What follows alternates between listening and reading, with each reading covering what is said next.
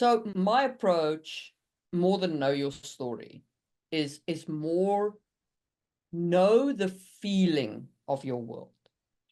If you understand what you want your world to feel like, then you will be much more able to write and explore your world through your writing and invent things that still feel cohesive.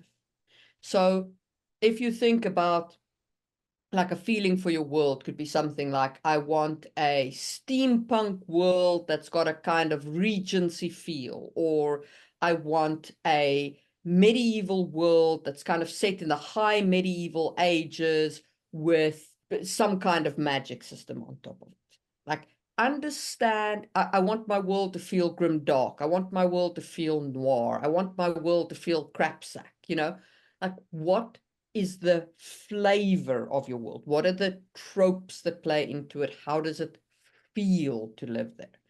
Because if you understand that part, you can do exactly what you said. You can write your story, you can explore your character backgrounds, you can even do discovery writing or pantsing. And your world will still be consistent because you will be aiming at that North Star, that you understand what your world feels like. You've got something to aim at.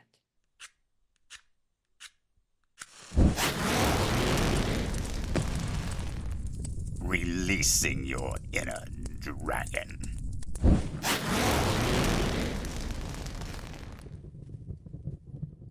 So, Marie, since today's topic is something that you've been running a YouTube channel for years, and am actually writing the book on the subject, what do you think the hardest thing about world building is for somebody just starting out?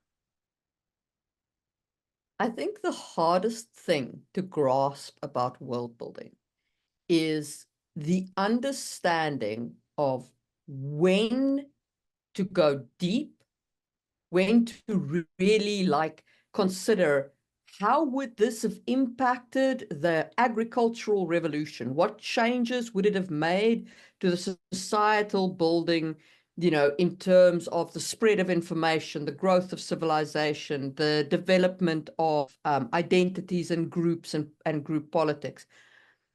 And when to just go shallow and go, you know what? It's not that important. Just skim over the surface like a bug running over the water. It's all you need to do. That understanding, once you grasp when to go deep and when to just skim it, you've basically got world building down. But is there an actual method to that, or is that really subjective? There is some guidelines, right? But like most things, it's subjective, and it depends on how much, what you're world building for. Like if you are world building for yourself because you love world building, go deep everywhere. You're going to love it. But if you're world building to write a story, then the golden rule for me is the world building serves the plot.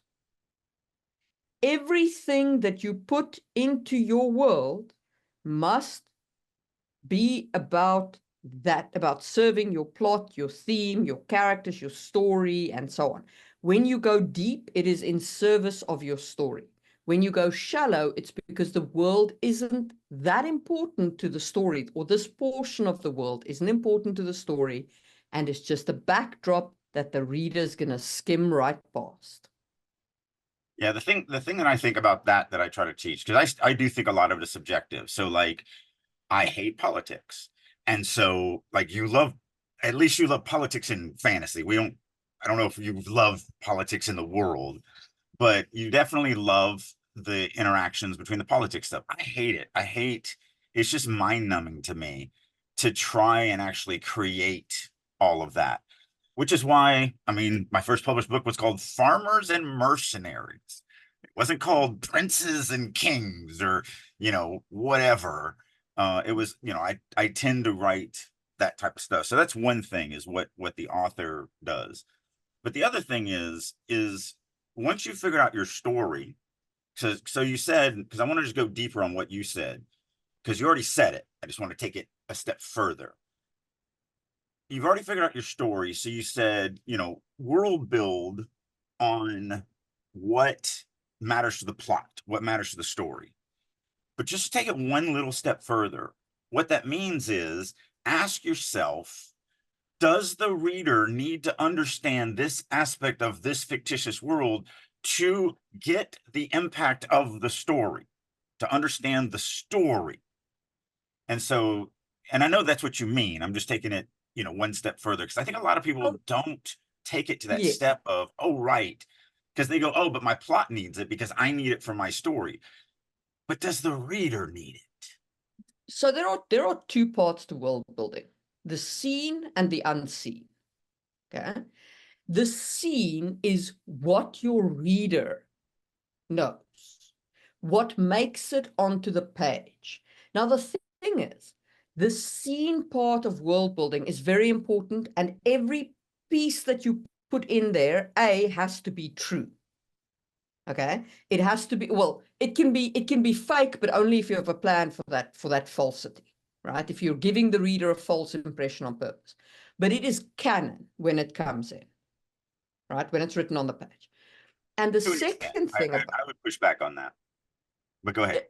no, so that's why I say it can be false canon and it can be adapted, but then you need a plan for that, right? You can't Right, just go contradicting it. right, You know, right. once No, it's there, you can't contradict it unless you have a plan for that contradiction to serve a plot right. purpose. And the reason why I said sort of is because I know what you're saying. You're saying the actual world building stuff. The reason why I was pushing back on it, I said I'm sort of pushing Yeah. back on it, is because, you know, you and I write in a limited POV, which means the character is the narrator and they only know what they know. So they 100%. And on their they interpretation. can have a misunderstanding which can be explored later and all the Right, rest of that. right, 100%. right, But that needs to be planned for, incorporated in, etc., etc. But right. the point is that the scene part is what your reader understands, and there you only go deep if the reader needs to understand what is being shown to them. But then there's the unseen part of world building. That is your notes. That is between you and your world building notes. And really, you know, no one should ever see those unless you're like publishing a wiki, and in that case you want to edit it and make sure that it's perfect and so on. Now, the thing about the unseen notes is here you need to go deep when you need to understand the impact of a thing that you're introducing so that your plot makes sense. Okay, let's say that you do something like you introduce magic that is combat magic. People can throw fireballs. Okay, they can also shield against fireballs. They have like D&D style magic. Okay, now let's take this back. Okay, so people learn to do this at the same time as they're cavemen. Okay, they did this like as shaman, as shaman wandering around the countryside. All right, cool. Now, here's the problem. Yeah. Our society evolved from, in part, men being better at working together when they're family groups, right? So when all the men in the village are related to each other, they are better at defending the village, right? And so a patrilocality marriage was introduced where the woman moves away from her family to move in with a man's village, right? Which means that the groups, the bonds between men were much stronger in the village than the bonds between women. And slowly out of that, when there's a disagreement between a man and a woman, the man can call on his family and say, no, actually, all of my family says you're wrong. But the woman doesn't have any, you know, she only has the wives of the other men. So, and their bonds will be closer with their husbands than with her. So when it becomes to like an intergender dispute, it it became one where the men predominantly won, right? And that's kind of one of the building blocks of why the system became patriarchal after the agricultural revolution and so on. Like, I'm not throwing stones here. I'm just explaining like one of the reasons they posit why, why it became a male dominated world, because of that, the role of the male in defending the village, right? Okay.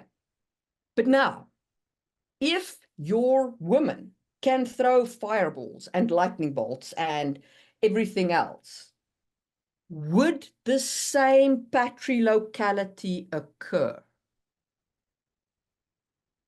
I would argue probably not. Like, it would probably be a more even thing where who moves to whose village becomes a different discussion based on, needs and et cetera, because you don't have to have a group of strong young men who are all related to each other and can work together well to defend against the raiders who are coming for your grain. Another wrench in that monkey, and let's say men can't use magic in this world. Yeah.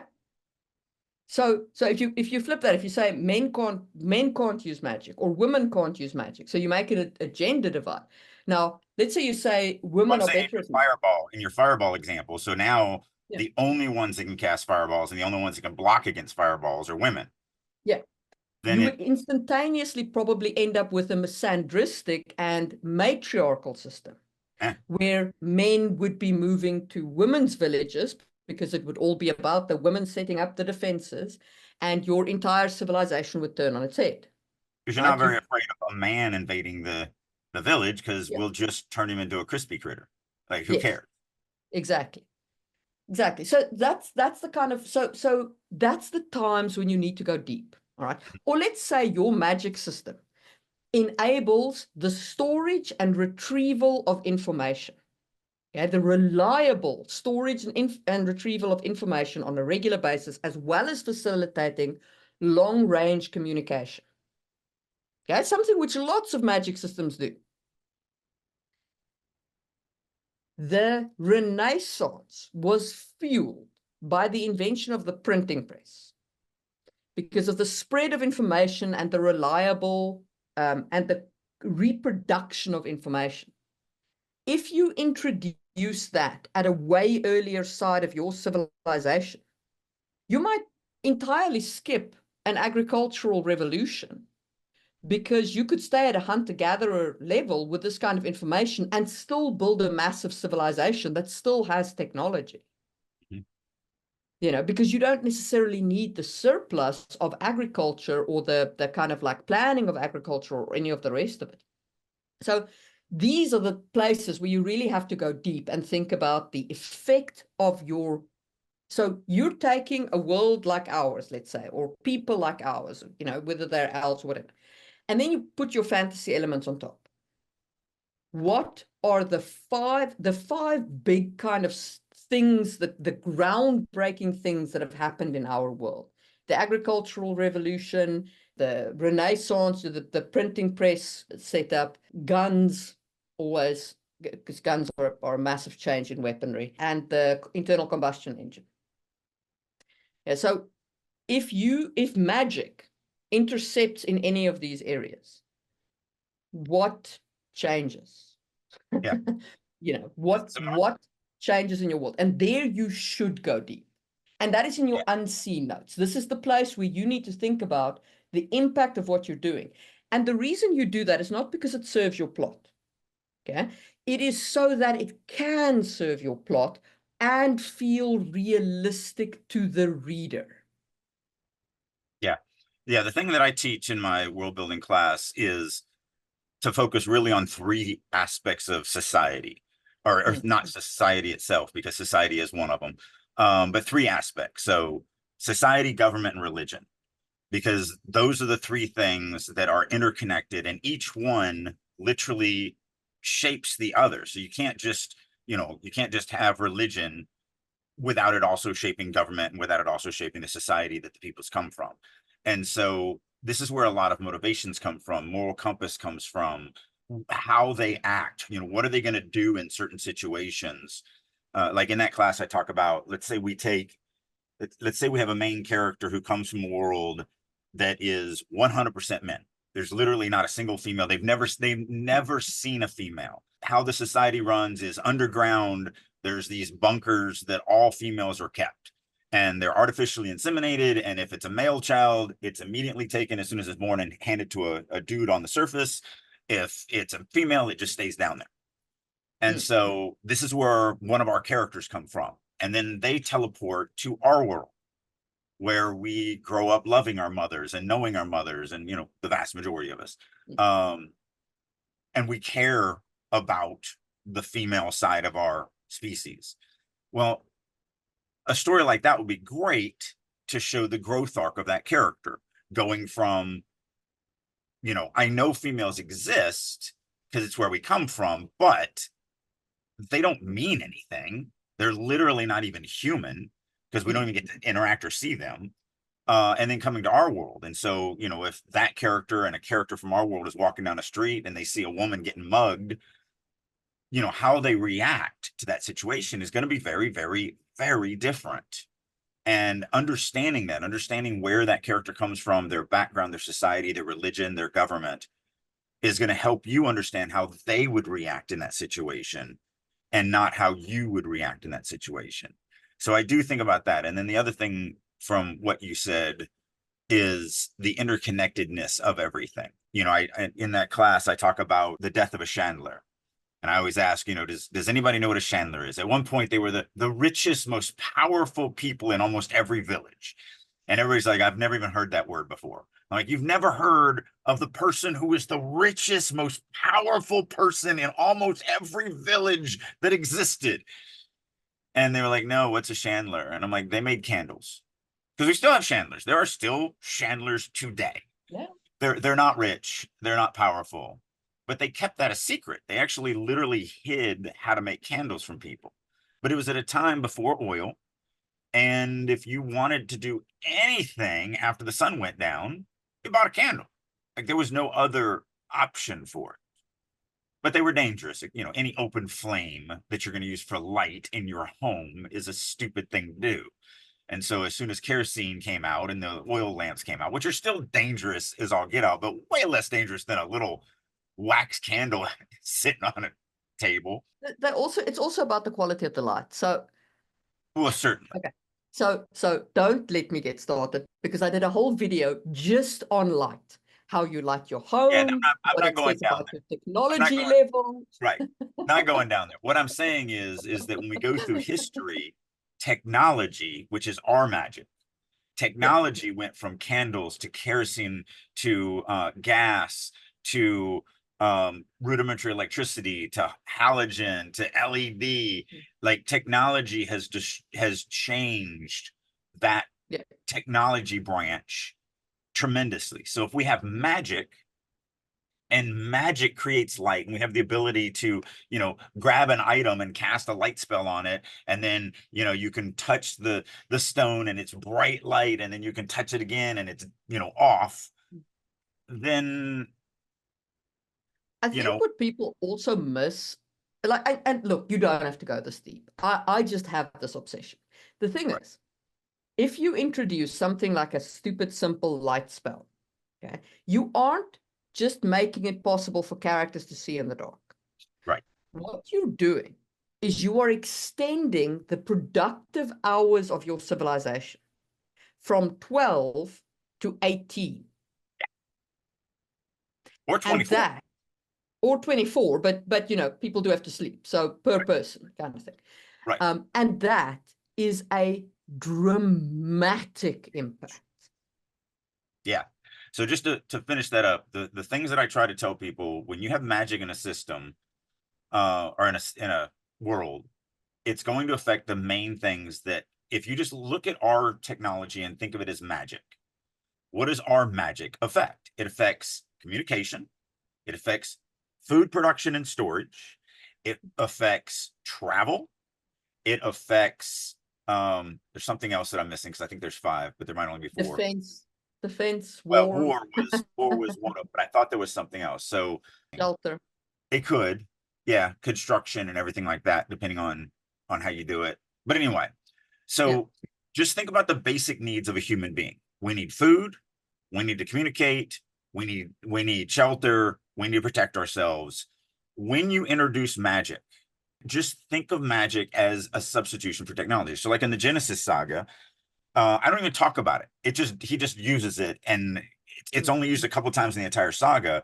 But at one point, Clytus goes into his kitchen and he opens a cold box and he pulls out a pitcher of chilled milk.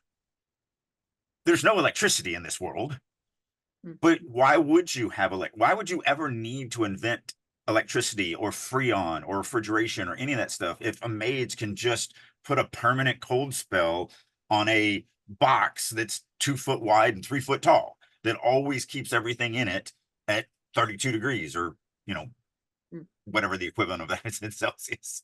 I don't know, what does the refrigerator run at in Celsius? Probably about just about 0, so 4 or 5 degrees.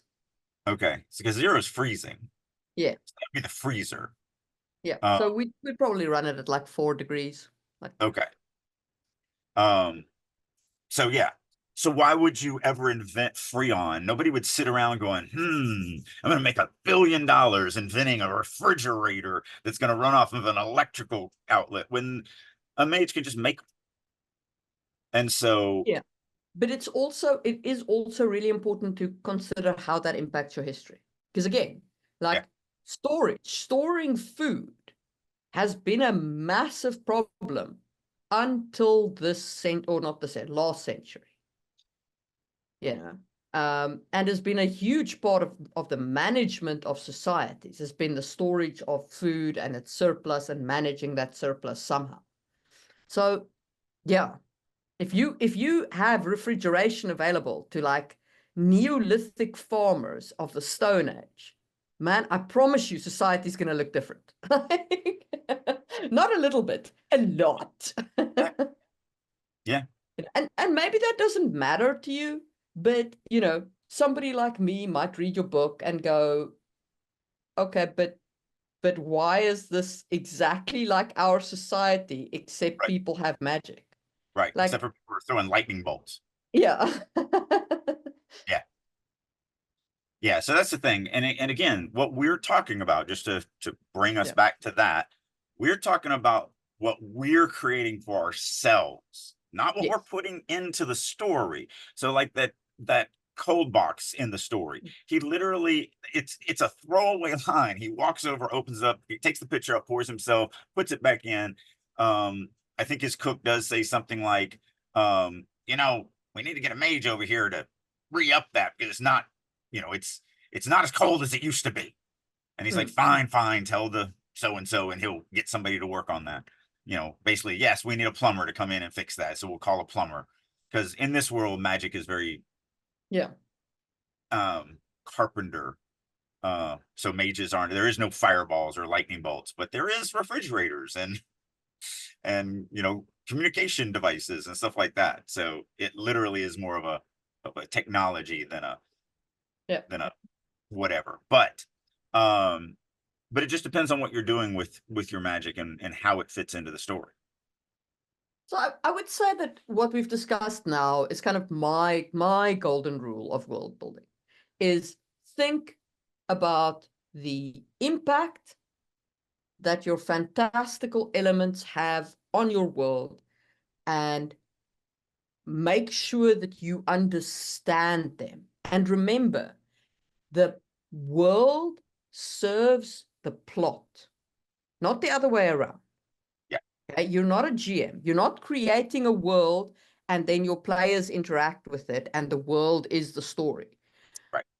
You're an author. You are choosing what goes into your world. Your choice is what goes into your world to write your story. And one of the things that breaks my heart when I speak at a lot of writers' conventions, and inevitably I talk to people about the stories that they're writing and whatever. And I would say every single time I'm at a writers' convention, I'll be talking to somebody and, they're like, oh yeah, I'm wanting to write fantasy. And it's like, oh, okay, great. What's going on in your story? Where are you at? And, well, I haven't started working on it yet. I'm still just working on world building. I'm like, oh, how long have you been working on that? 17 years. Like, oh, you're not a writer. Like, that's not, you can't world build for 7 years and call yourself a novelist if you've never written the novel. Like, at some point, you have to write the story. And so that's why I stay focused on what does the reader need? Because you also mentioned, like a bug going over water, just gracing the surface. I call it flair. So, like in Genesis, and this is the one I just use for when I'm teaching this, Genesis has holidays and they're mentioned throughout. They're constantly, oh, there's this holiday that just happened, or there will be this holiday in the future, or whatever. I have never fleshed out a single holiday for that world. Not once. I don't know what they are. I don't know why they exist. I don't know what rituals happen during them.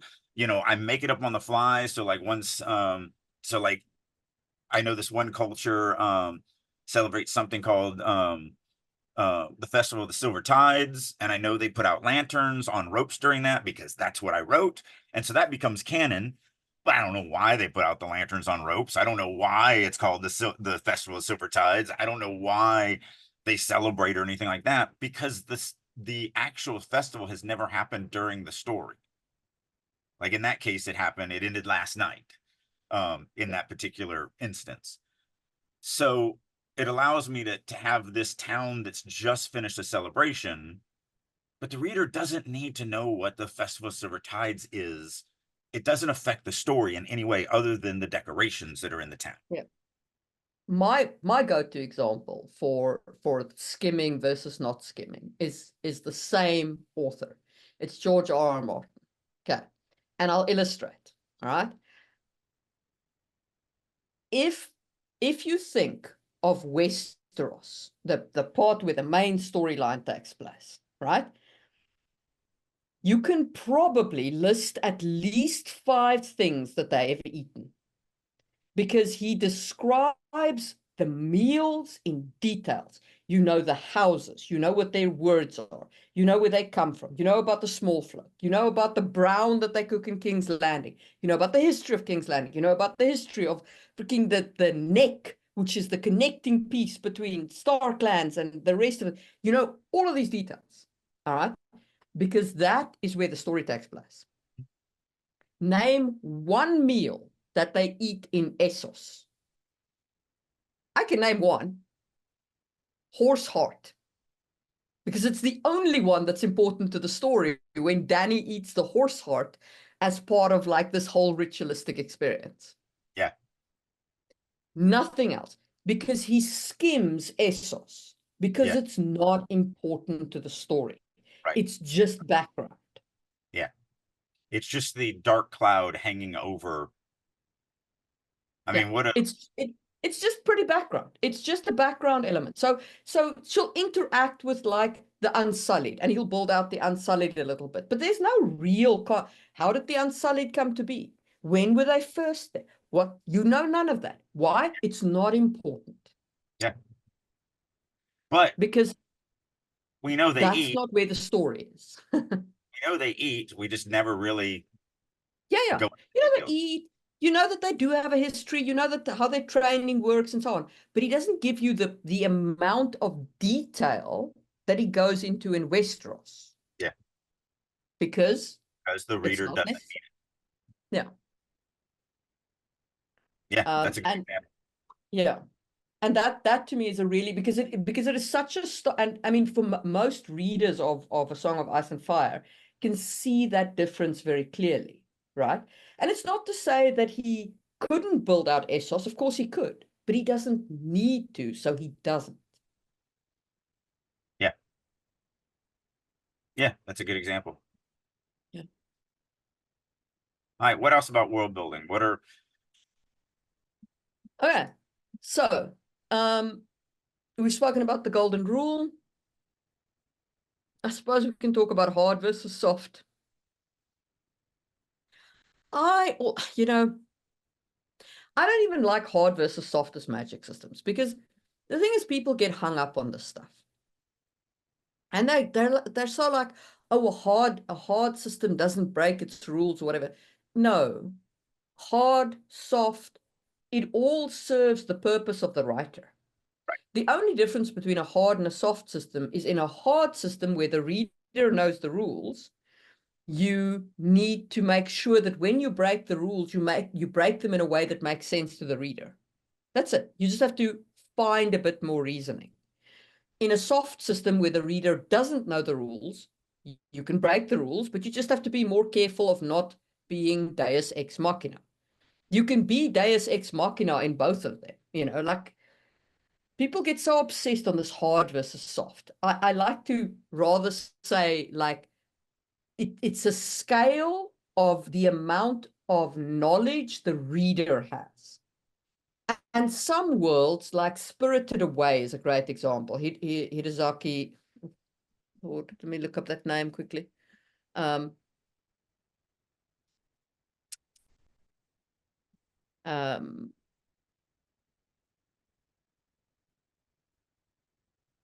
Hayao Miyazaki, Spirited Away. You know, have you seen Spirited Away?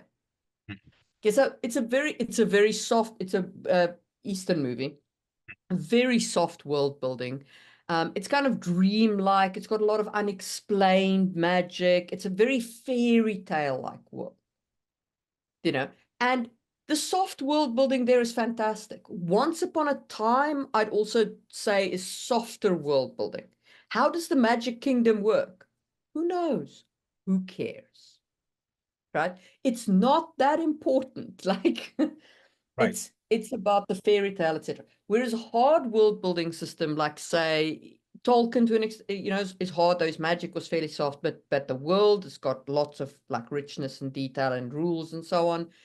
Robert Jordan, of course, is very, very hard world building. You know, your world, my world to a certain extent.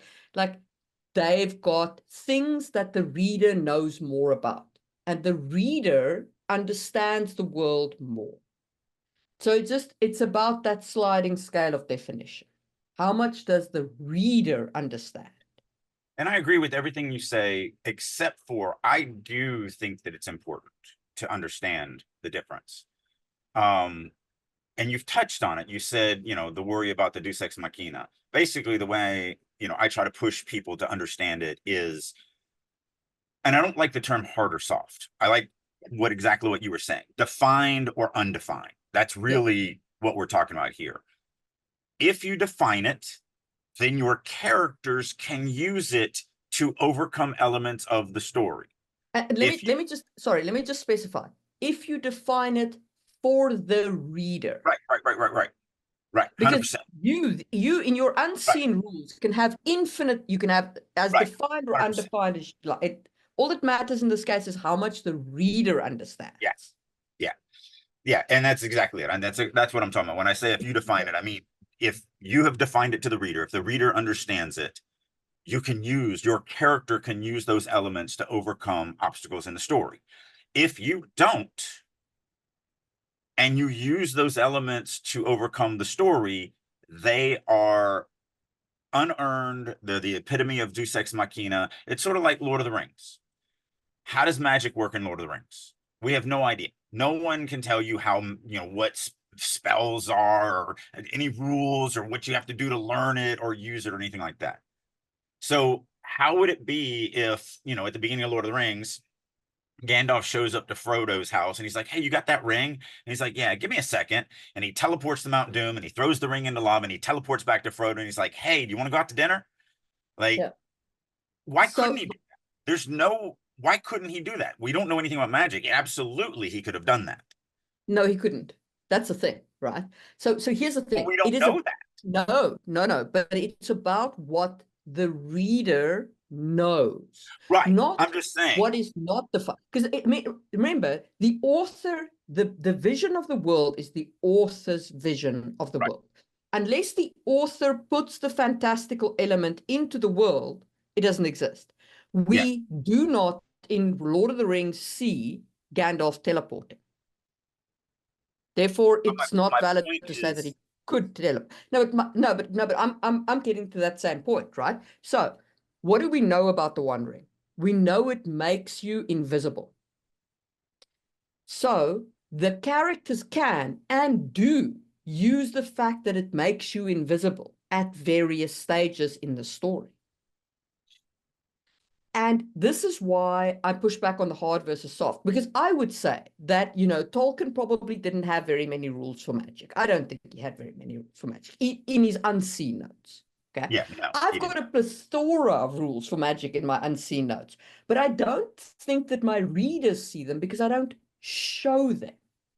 Right. And that's the thing, is like it depends on what the reader knows.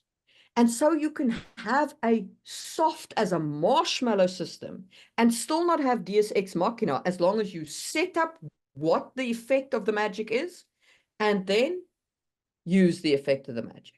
right. Like I had this interview with Jacqueline Carey, and I straight up asked her whether she defined anything about her magic system. And she looked me in the eye and said, no, not a damn thing.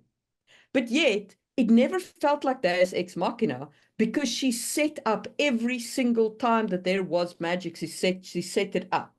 Right. And then. Right. And that's my point. So because it wasn't set up, the author could have just went, you know what? I just want Gandalf to teleport the ring and drop it in Mount Doom. I mean, there's no reason why I can't do that. Well, the reason why you can't do that is because the reader would then feel cheated. So you are correct. You haven't set up any rules for your world, for your society, for your government, for whatever, because you don't want to, because you don't feel that you need it for your story, whatever. That's perfectly fine. But you have created one rule for yourself. It means that your character cannot use any of that crap to overcome anything in the story, because when you do it that way, it feels exactly like, well, someone in the peanut gallery had said, well, actually, why couldn't, Gandalf have called the giant eagles to Bag's End and then just flown the giant eagle to Mountain Doom? Because it's the same thing. And when you have, so like as an example, the giant eagles is a great example of this. And again, I don't know if he thought this deeply about it. He was the first epic fantasy writer, so he didn't really have anything to look back on to make mistakes. So you do the best you can, and then when you make mistakes, you don't do them again. Or if you're a smart person, you look back on everyone else's mistakes and you don't do those. But he did it right because Gandalf didn't call the giant eagles to the tower to save him when he was trapped there. He actually found a moth. And he used the moth to then go out. And so by just talking to the moth, that establishes, oh, some part of magic means I can communicate with animals. And then the animal went and got the eagle. He jumped off. When the eagle showed up, it was like, oh, the moth connection. He earned that little bit. We kind of set it up and then we capitalized on it. So you can decide, I want to run a soft world. I don't want to spend all this time like, Marie and Drake are talking about, and create my societies and my governments and my religions and all the different things. But it definitely means you can't use them now to solve the story. They become fluff. They become like my it's like your politics. You can't use politics to overcome your story unless you specifically set up specific political gimmicks or plot devices to use, because you don't show any of your politics to the reader. Now I show my politics to the reader. Politics to me is a tool that I can use in my stories. So I can use politics to overcome plot devices all day long because I've got a plethora of political tools available to me. Yeah, and in the third book, when politics does come into the Genesis saga, it comes in as a useless wet noodle, and they go, well, because they do kind of turn to it, and it's like, you guys are worthless. Let's go take care of this. So yeah, it's because I don't need that for my story. My story is not about that. My story is much more about salt of the earth people, rising up to take care of the ultimate evil. And I don't need government to come in, because if I did, if the characters through the first couple of books did, fought tooth and nail to get what they're doing, and then, all hell is unleashed on the planet, and the government's like, all right, kids, step aside, because now the military is coming in and the government and everything else, and we'll solve this whole problem. Go home. Like, that would be terrible for my story. So the Yes. government can't do anything, and so they're kind of useless in my story. So I would argue that the government could still do something and your heroes could still be heroic. But Certain, that's me, certain. and I have different perspectives on it, because one of the tropes that I don't like is like the government inevitably is useless. I'm like, okay, but then how do they maintain the government at all? Like, But the government come is on useless now. for this situation because the government of this world is just crawling out of a catastrophe, and it's a bunch of small little city states that are basically just one step civilized above warlords. Yeah, And so they're never going to work together in any type of fashion to handle something that is a massive world crisis. So that's the reason sure, in my sure. notes of why they're never Yeah. going to do anything. The world's And I not mean, like I say, organized enough. you can make it work. I've just Oh, certainly. like I could. I've just yeah. There are tropes that annoy me when people like bring them in, where they like introduce these political tropes. That's like, come on, come Yeah. on. Yeah. Yeah. But again, I want to stay, it's what you want to do as a writer. And for Yes. me, the Genesis saga is about more salt of the earth people rising up, when called in a time of need, and becoming the heroes that this world needs, even though they don't have the resources and they don't have the Yeah. backing and they don't have the official seals and they don't have anything that would normally entail them to do whatever they're doing.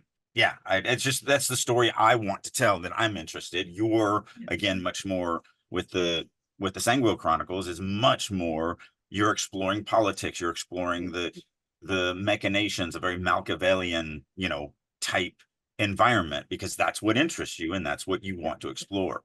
And that's Yeah. that's kind of the point, is there is that limitation, Yeah. that you have things that you're interested in.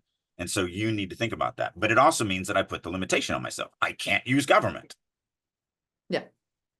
You can't use government because you haven't set it up. And Right.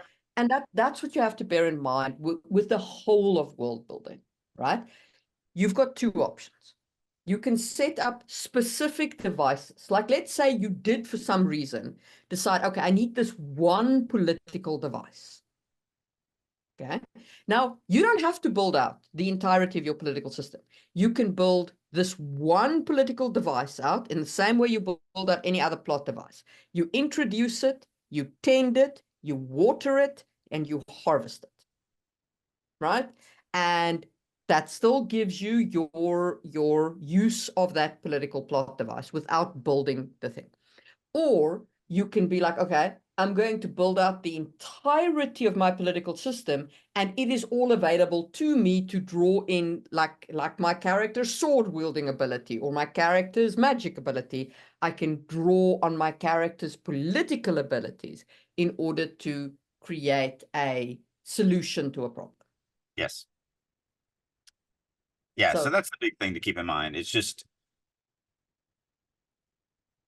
if you're trying to be a novelist, yeah, and you've got to keep in mind that you're writing a novel. And so all of your world building should be for that purpose.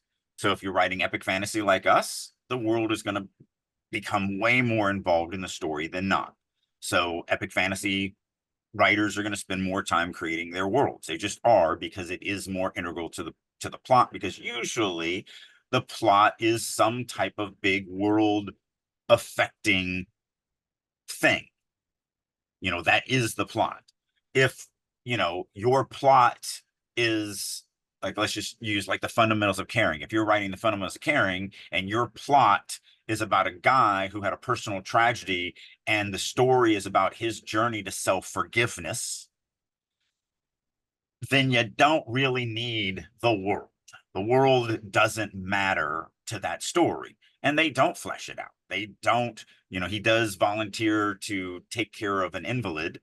And so they did flesh out, what is it like to go to the government offices and get those paperwork, and what certifications do you need to be able to get that job? And they explored that in the story. very briefly, but you know, it was there. It was mentioned that he went through this to get the legal right to be a caretaker. Other than that, that's about all the world building they did. Like everything else was just him and this kid and him trying to forgive him, you know, punish himself is really what he's doing in the beginning. Let's talk about Sixth Sense. Yeah. How much world building did they do in Sixth Sense? How do ghosts work in Sixth Sense? You have no idea. And you know what? It doesn't matter. Yeah. Because that's not what you need to understand in order to consume the story. Sixth Sense world building is very soft. That doesn't make it a bad story. It makes it a great story. What they set up, the one thing they needed to set up, which is that the little kid might or might not be able to see dead people. Yeah. And then when the twist realization comes at the end, you're like, mind blowing, right? Yeah. And that's like, so. But there's no religion in that story. There's no Government, afterlife discussions. There's no, nothing. Like, because you don't need it. yeah. Because you I mean, don't the funny thing is, now that you mentioned that, what is it Ghosts? The new sitcom that's been running for a few years. I think it's called Ghosts. They have more world building in that sitcom. I mean, they're a TV series. Right. You But I'm have just to. saying, even in the Yeah. pilot episode, there was more Yeah. world building about why ghosts are here, where Mm. they go afterwards, you know, why is there a few that get caught and all this other stuff. That's all in the pilot episode. So that's in the first 30 minutes or 22 minutes of the show. And it's more world building than they do Yeah. than in The Sixth Well, I Sense. mean, the Patrick Swayze movie Ghost also had like a very detailed exploration of like Ghost, a much harder system on like how it works and so on. Yep. But the thing is about Sixth Sense is it actually would have harmed the story. Would have. Because the story requires the softer world to tell. Because you are in this dreamlike state of this dude dealing with his own death through talking to the boy. Yeah.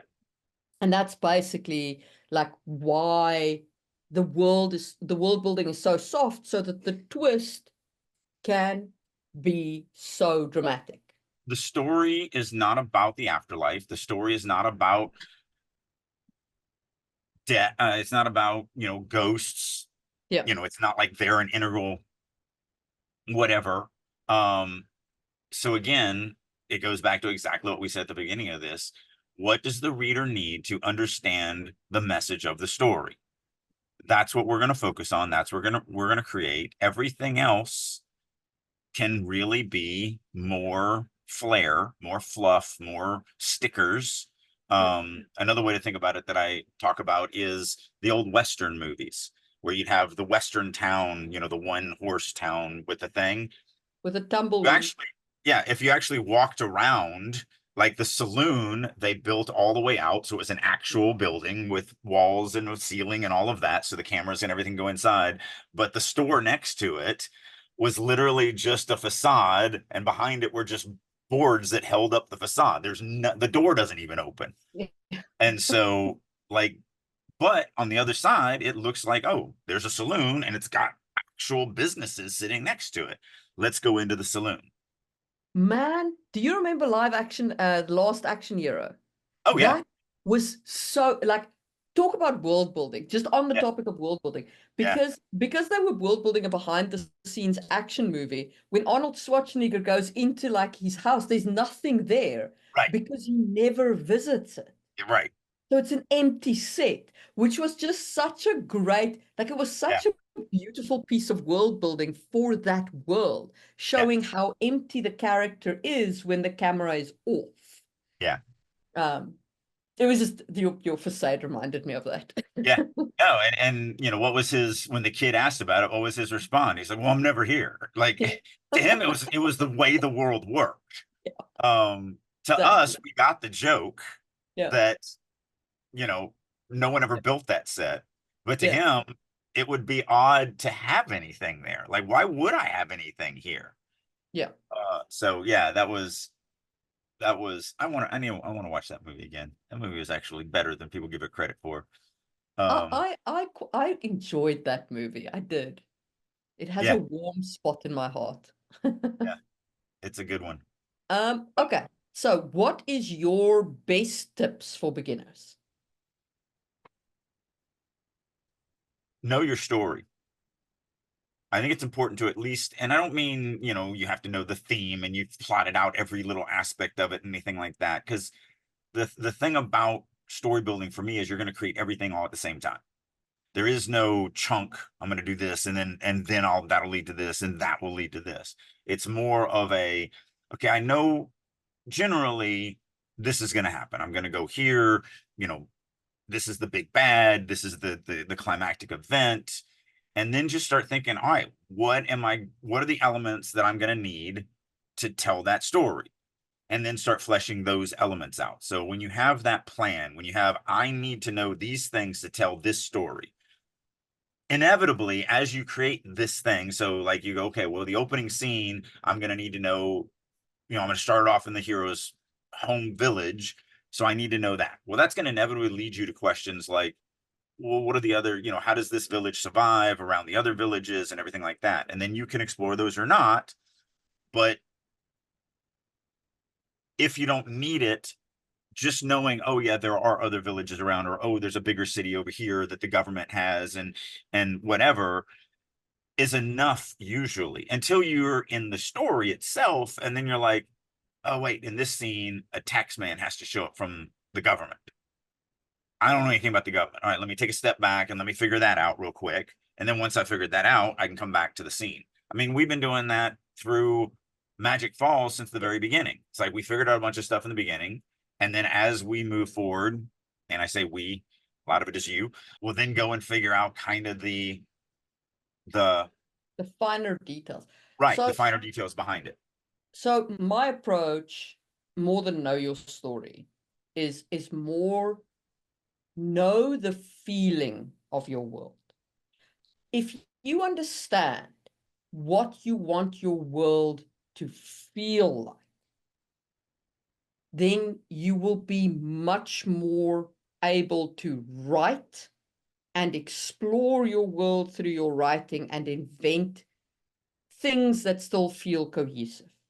So if you think about like a feeling for your world, could be something like, I want a steampunk world that's got a kind of Regency feel, or I want a medieval world that's kind of set in the high medieval ages with some kind of magic system on top of it. Like, understand, I want my world to feel grimdark. I want my world to feel noir. I want my world to feel crapsack, you know? Like, what is the flavor of your world? What are the tropes that play into it? How does it feel to live there? Because if you understand that part, you can do exactly what you said. You can write your story, you can explore your character backgrounds, you can even do discovery writing or pantsing. And your world will still be consistent because you will be aiming at that North Star, that you understand what your world feels like. You've got something to aim at. Yeah. Yeah. Yeah. And it makes it a lot less scary when Yeah. you're like, oh my gosh, I've got to create an entire world for the story to. No, you've got to create. I mean, you're going to start in one scene. Mm. You know, like I said, maybe you're starting off in your character's home village. Okay, create the village. Yeah. Create that. Create how it operates and why it's there, and you know how, what is life like within that, and then now you have everything you need to know to write that scene. Yeah. And then you can continue to move out from there.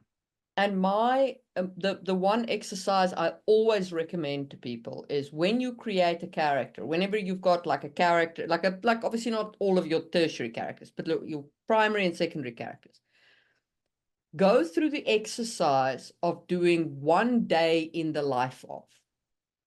What happens when the character gets up? Do they eat? What do they stand up out of? You know, what have they been sleeping in? What is their house like? When they walk out their door, do they go to work? Do they go to school? Do they go, you know, what do? Do they eat a midday meal?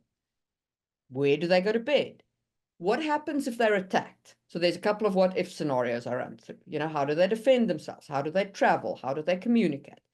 And so I run through this kind of like day in the life of exercise. And that helps me understand what the character interacts with, and therefore what I need to world build, because I'm going to show some of this. Yeah.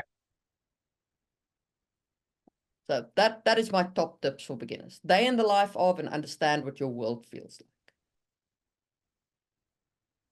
Okay. What do you think a writer has to know about their world? Preferably before they start world building, I guess, or before they start writing. I mean, I think you've already said it. What tone are you going for? I think you also do need to understand your fantasy elements. Like, not in depth. You don't need a full magic system or whatever, but you do need to understand how your magic works. Because what people can do with your magic will dramatically alter your world. So you do need to think about that a little bit, you know, like if magic is commonplace, you need to know if magic is commonplace or rare, and then you need to know what it can do. Because if magic is commonplace and you can, for example, heal all diseases, I promise you, you have a dramatically different world, like staggeringly different. Because diseases until this century was a massive limiting factor in our lives. Like, so, you know, go look at things like the Black Plague's death rate and stuff like that. Yeah. So I would say that you do need to understand your fantasy elements a little bit. And then your feeling of your world. So we've spoken, I guess, about how to plot your basic world building. Yeah, I mean, we've hit most of these. There's one here, important notes about world building for discovery writers, which I think I have hit on. You've got to have that North Star. Yeah. Because the biggest problem with discovery writing or pantsing is that you sometimes get into a situation where your world building starts feeling disjointed because you didn't know you needed it, and now you do discover that you do need it, and now you need to go back and put it in, and maybe you don't go back and put it in, and so on, depending on kind of how you publish and so on, and that can lead to kind of disjointed world building. Right. And having a North Star will help you not have that disjointed feeling, but also like go back and edit your stuff. Yeah. If you're a discovery writer, you're going to spend a fair chunk of time editing when you go back and fix things from having reached the end of your story.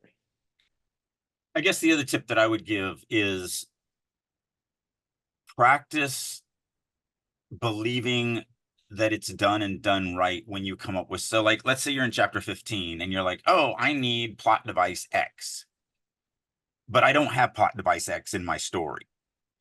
But you know what? There's a place in chapter 3 that I could introduce it. There's a place in chapter 7 that I could, you know, bring it back up in again. And there's a place in chapter 9 that I could also. Then go to chapter 3 and write a note, you know, introduce plot X here. And then go to chapter 7 and say revisit, and then chapter 9 and revisit. And that way you can go back to chapter 15 and you don't have to waste all this time editing. You've thought about it. You go, okay, this is how I'm going to incorporate it. This is what it's going to be. And then just continue writing as if you've already done it. Yes. Because it's so hard to reach the end that we want to reach the end. And then remember where you needed to go put that in. That's why I said, put those notes right at the top. Yeah. So the next time you go to that chapter, the note at the top is, introduce plot X. Yeah. And you're like, oh, right. I totally forgot about that. I do need to do that. And then go through and do it. Yeah. It's just, it'll save you from getting into an editing loop where you're constantly just doing that, as opposed to you just need to move forward. And I do a fair amount of that, because I do plot, but I also discovery write. I kind of fall somewhere in the middle between the two. And so I do a fair amount of that where I'm like, halfway through, I'm like, oh, actually, this plot no longer works for me. I need to change, blah, blah, blah. And then I'll just leave a comment for myself in my Word document and be like, change this when you come back to edit it. Because if I stop writing, I'm going to interrupt my flow of words. Yeah. So I don't want to do that. I want to keep writing, reach the end, and then I'll go back and edit the world building in later. Exactly. Yeah, and then like my last tip to anybody would be go to my channel. And that is a shameless plug. But in all honesty, I have a plethora of videos where I cover all kinds of topics, light, multiple suns, multiple moons, magic systems, every magic system you can think of, and how they could impact your world. And so if you're looking for a way to do a specific thing, like go search the internet. My channel is there for you, but there are other places as well. And check out how people would implement the thing that you're looking to implement, and, take inspiration from other people. Yeah, if you guys aren't subscribed to Just in Time Worlds and you have an interest in world building, it is insane. You've been doing it for several years. It's how we met because you invited me onto that channel. So you've been doing it for at least 5 years, because we're in our 4th. So like you've put out so much content and you think so deeply about each one of these aspects of world building. It is a treasure trove of world building information. So it really is something that everyone should go through. And I don't watch every episode, but I'm like, oh, that's an interesting topic. Let me check that out. Let me check this out. It's something I highly recommend. Thank you. But yeah, so there's a lot of resources available to you. You don't have to like try and think of all the stuff yourself. You can kind of leverage other people who think of this all the time. Yep. And I think that is a good note on which to end this episode. We will see you soon for another one. Bye. If you are ready to take your writing to the next level and work with a group of highly motivated, dedicated writers who are all working to not only improve their writing, but improve your writing, plus you get to work with me on a weekly basis, then I'll encourage you to check out writersroom.us. This is a website that I have created that I really wish I had 30 years ago. It's everything a writer needs to become a better writer. Not only do we do weekly critique sessions, both from other members as well as me, we have daily writing sessions, I do monthly classes, Q&As, we have activities, I do all sorts of learning exercises, such as I do a quarterly writing prompt contest, and just tons and tons and tons of things. So if you're ready to get serious about your writing and you want to actually finish that novel and have a chance of it being published, then I encourage you to head on over to the Writer's Room and join me there. And as a special promotion for listeners of Releasing Your Inner Dragon, I'll go one step more. If you would like to get 50% off for 3 months, reach out to me. There's a million ways you can do that. You can do it through StarvingWriterStudio.com, DrakeU.com, any of my social medias such as LinkedIn, Instagram, Facebook, X, whatever. Reach out to me, say that you would like to check out the Writer's Room for 50% off, and I will send you a link that will allow you to do just that. So hopefully you're ready to start getting serious about writing, and I'll see you in the Writer's Room. Thank you for tuning in. This is Marie Mullaney, your co-host on this literary adventure. Our goal is to provide you with valuable insights and discussions on writing. If you believe in our mission, please like and subscribe our podcast. Sharing our episodes with your community not only helps us grow, but also contributes to a richer, more diverse conversation about storytelling. We appreciate your support. For a deeper understanding of the topics we've discussed, head over to Just in Time Worlds on YouTube. It is a treasure trove where fantasy meets history and science. Every Tuesday, you'll find new videos that delve into the intricacies of world building, drawing from our rich real-world history. Whether you're a writer, a role player, or just a fantasy enthusiast, Just in Time Worlds offers unique insights that will enrich your perspective. Check it out and join the journey of crafting incredible worlds.